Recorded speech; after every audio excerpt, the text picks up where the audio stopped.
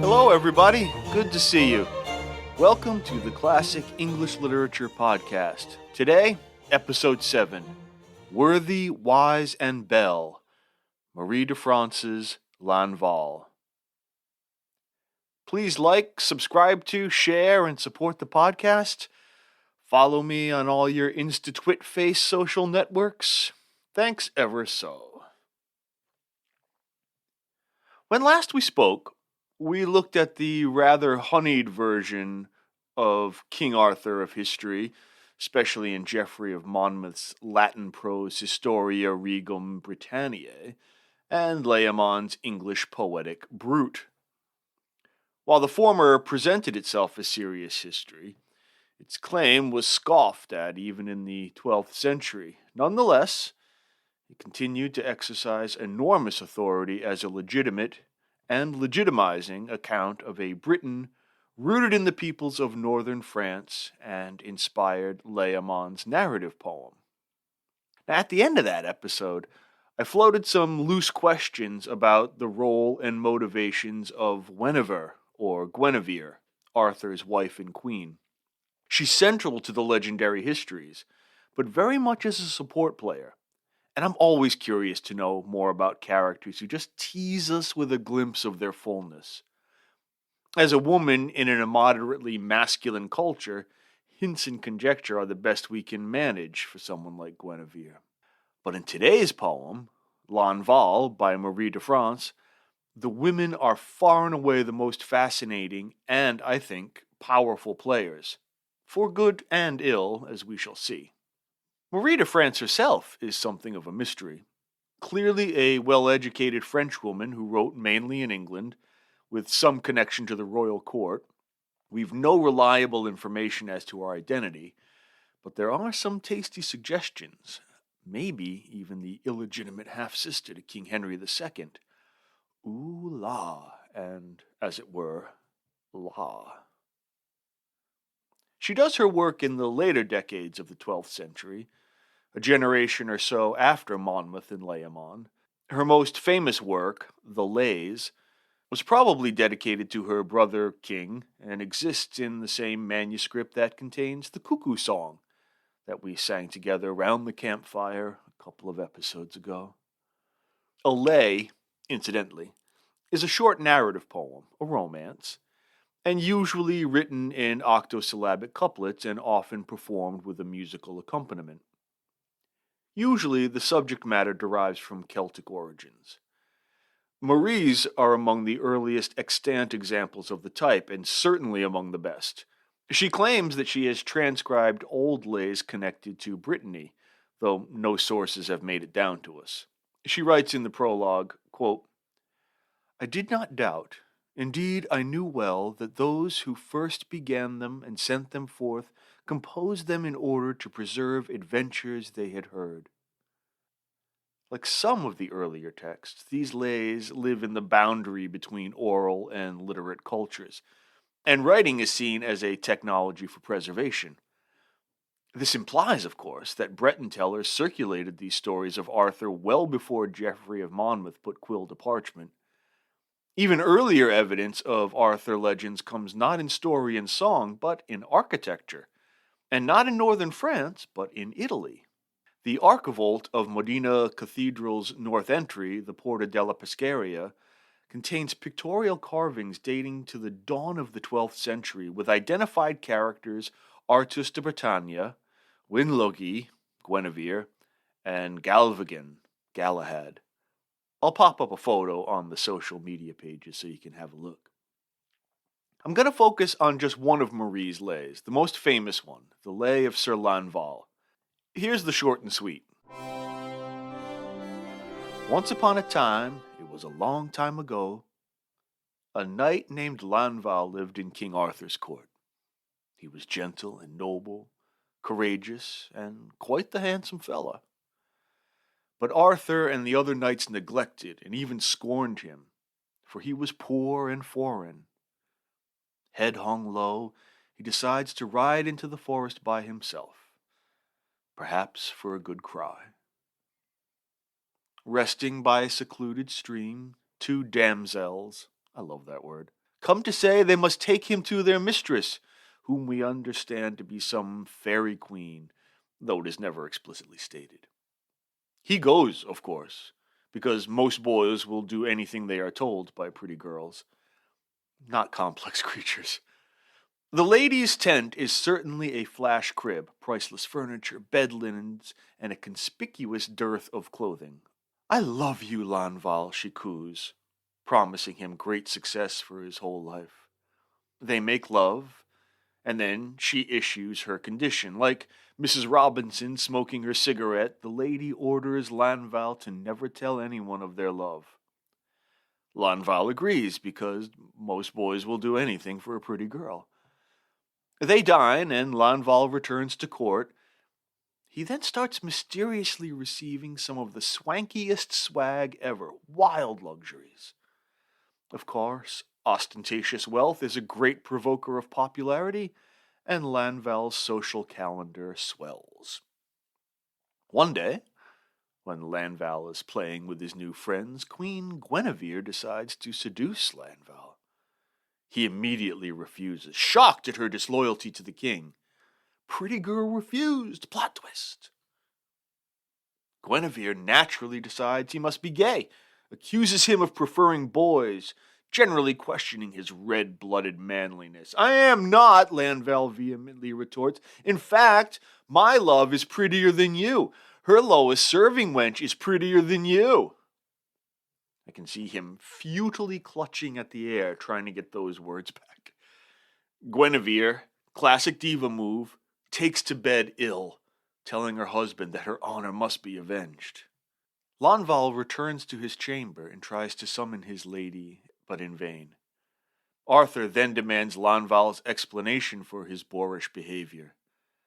Lanval refuses to contradict Guinevere.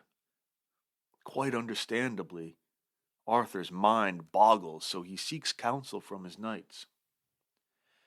The day of the trial arrives.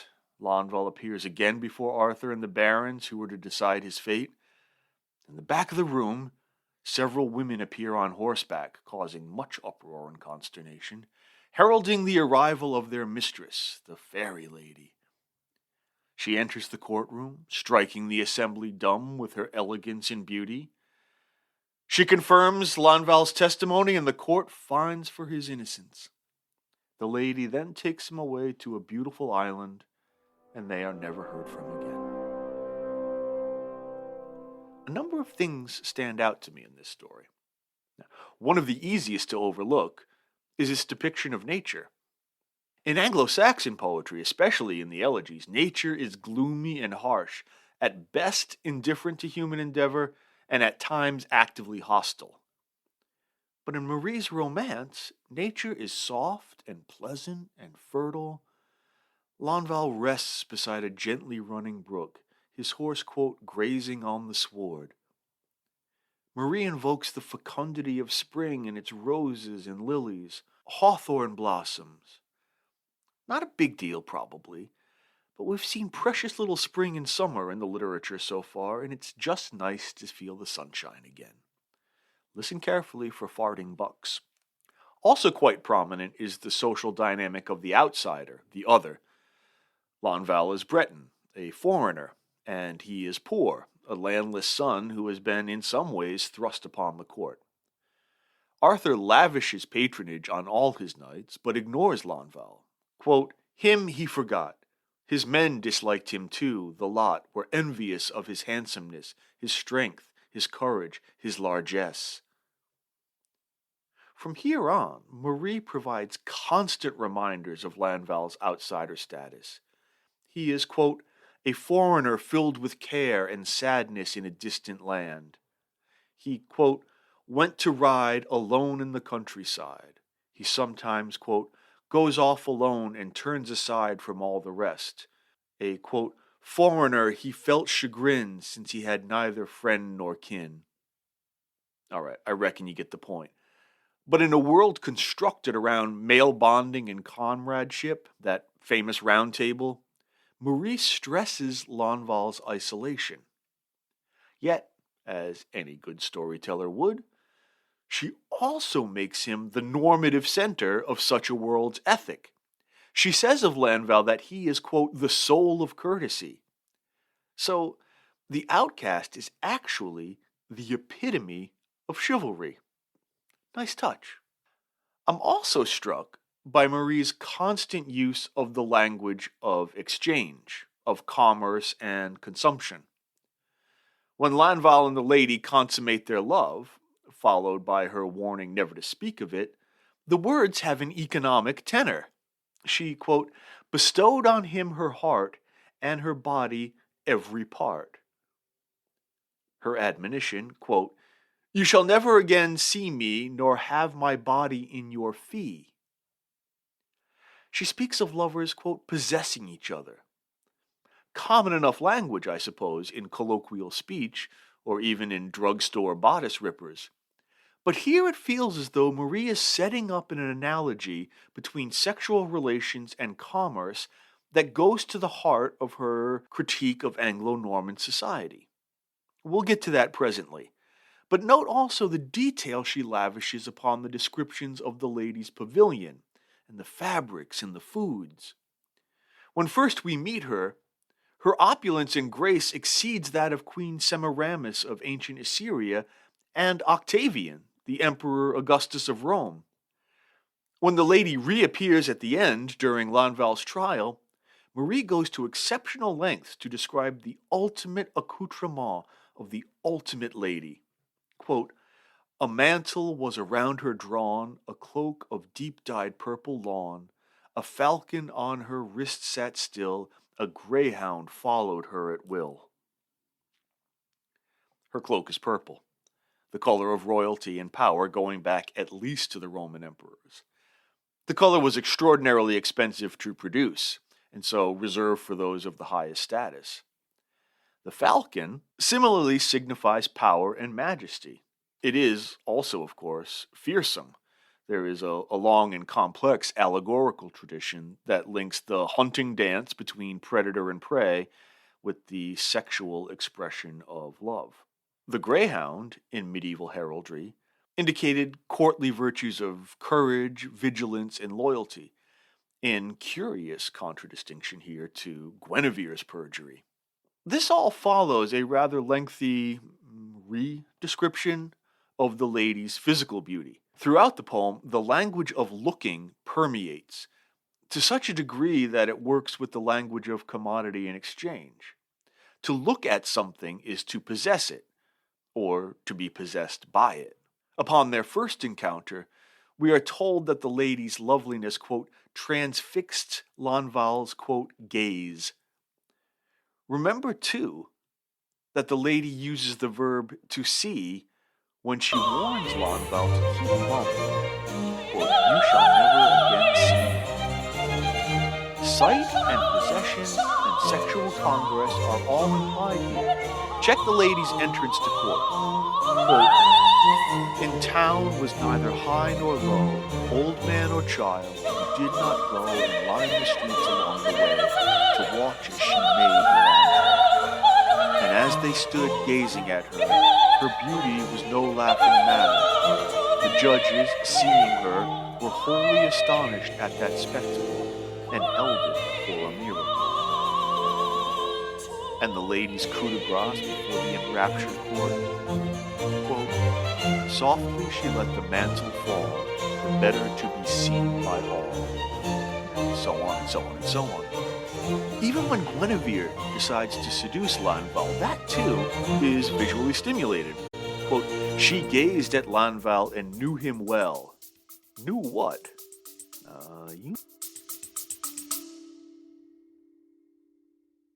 I'm Dan Heath. On the What It's Like to Be podcast, I ask folks about their jobs, like what keeps a TV meteorologist up at night. When I'm at work and there's a tornado coming into town, my husband and my kids have to get into the tornado shelter without me.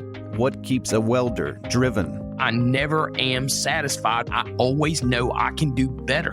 And what keeps a hairstylist on her toes? I know she likes that Holly Berry haircut, but she doesn't look like Holly Berry. Find out on What It's Like to Be wherever you get your podcasts.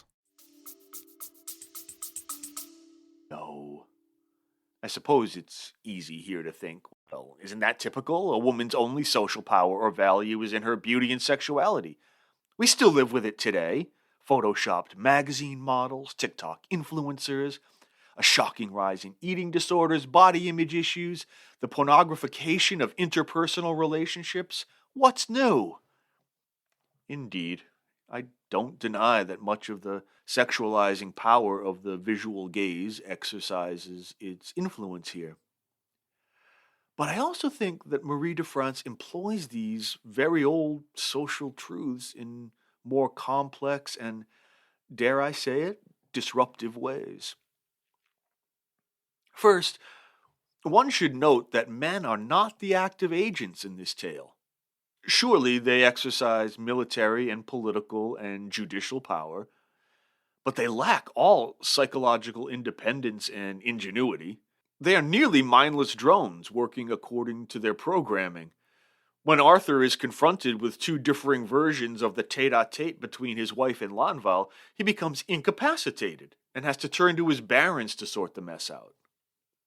But the lady and Guinevere choose to act, and do so for their own reasons and gratifications. The lady seduces Lanval. She reverses the typical arrangement. So too does Guinevere, though unsuccessfully. Even the lady's attendants order the men about, summoning here and there. While the men have strength, they seem to me little better than beasts of burden. It's not so much that they wield power as that they merely produce it, and that power is consumed and exercised by the dominant women in the tale. Now, of course, that power, that agency, is clearly sexualized. There's no escaping that. But I think Marie gives us a wink and a knowing nod here too. Have you ever heard of Potiphar's wife from the book of Genesis in the Bible? Look it up sometime. Chapter 39, Genesis. It's a trashy little tale. Briefly, Joseph is a slave in the house of Potiphar, the captain of Pharaoh's guard. Joseph, being a precocious young lad, gets himself made head of the household, and his youthful good looks catch the eye of Potiphar's wife. She tries to seduce him, he refuses, she cries rape, and Joseph ends up in prison. Don't worry, compassionate listener, things work out, but no spoilers here. Anyway, Marie takes that biblical story with her tongue planted firmly in her cheek as she sets up Guinevere, whom we think of as the archetype of the romantic courtly queen, and makes her basically a real housewife of Camelot. I know.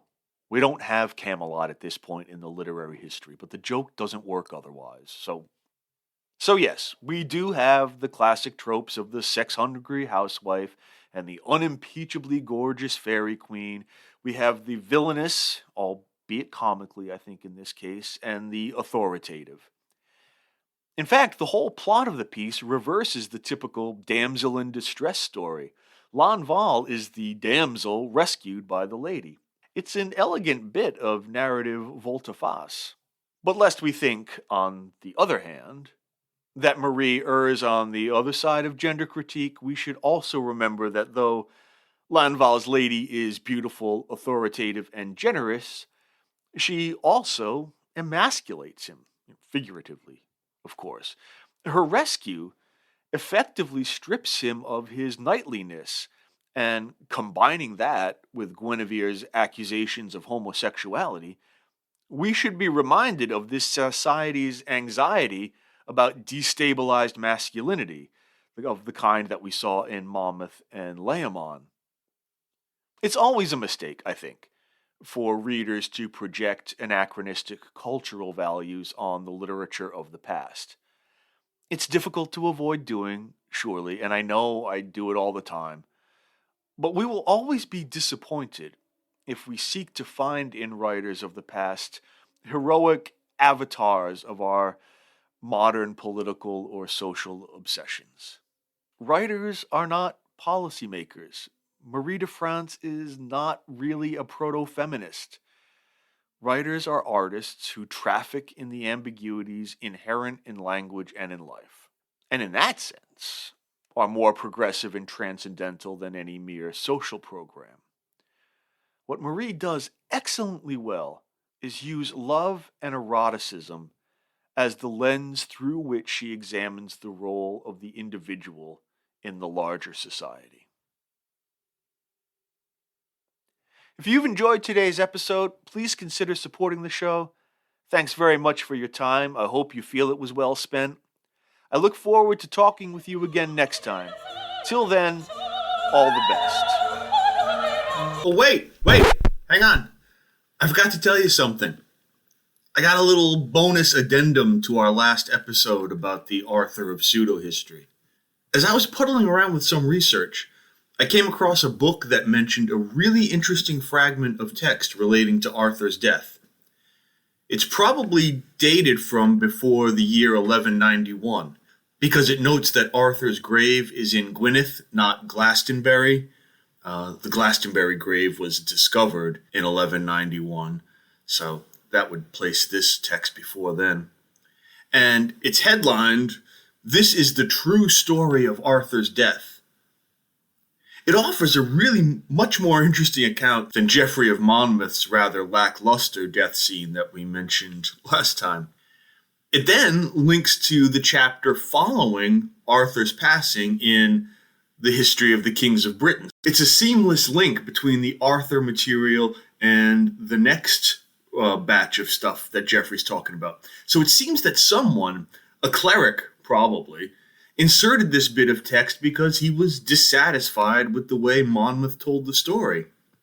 This text, this fragment, contains the most bloody obvious Christian and biblical allusions.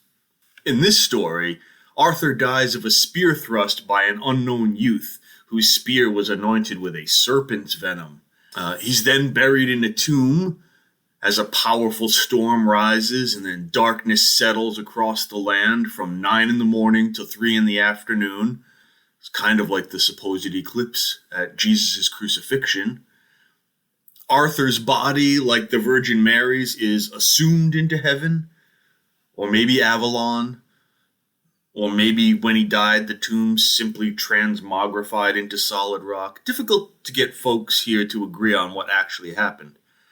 I quite enjoy the somewhat postmodern quandary of a text asserting itself as the truth and then going on to offer a multiplicity of explanations. Baudrillard and Lyotard would be very, very proud of this writer. Be that as it may, what I really like is the idea of a random monk dropping in a bit of fan fiction in a book he thought needed a little bit of a boost. Now, at this early period, 12th century, we do not find anything like a proprietary or official version of the Arthur story, or any story, really, with the possible exception of the Bible. We'll talk about the vicissitudes of English biblical translations in future episodes. For now, stories never arrived at a fully formed and fixed shape in oral cultures. They were reinvented each time they were recited. Little details changed, little emendations, little bits of effect, trying to please an audience. There's no reason to believe that incipient literacy would behave any differently. Now we, after perhaps a millennium or more of Anglophonic literate culture, we take as read that texts are fixed and stable phenomena. We assume that there is a correct version of Austen's Pride and Prejudice, and any variations are incorrect or faulty. Even in some non-literary areas, we are obsessed with what we call canon. That is, what belongs to the real story. The various iterations of storytelling that technology has availed to us allow for a rapidly expanding fictional universe. I'm thinking of the new television shows, movies, and video games connected to, say, the Star Wars universe or the Marvel Comics universe. Are all of those new things canon? That is, are they all belong to the same core story that George Lucas or Stan Lee imagined at the beginning? Is every novelization of a Star Wars film, even if it deviates from the film, Are they all canon? We have a keen sense of, or at least a keen desire to argue about, what belongs and what doesn't to the official version of events in a given story. The new show, based on Tolkien's Middle-earth, The Rings of Power, has exercised a number of critics and fans, debating how faithful it is to the author's original vision and whether or not this story has an equal status to, say, The Hobbit.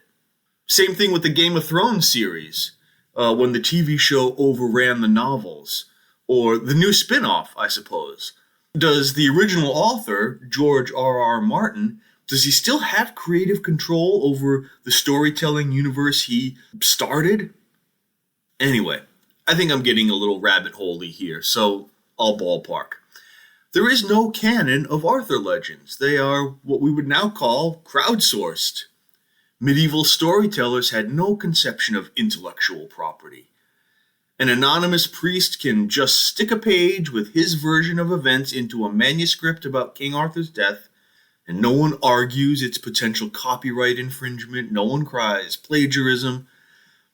In this world, this twilight between orality and literacy, there are no authors, only what we would now call content providers. Okay, you can go now.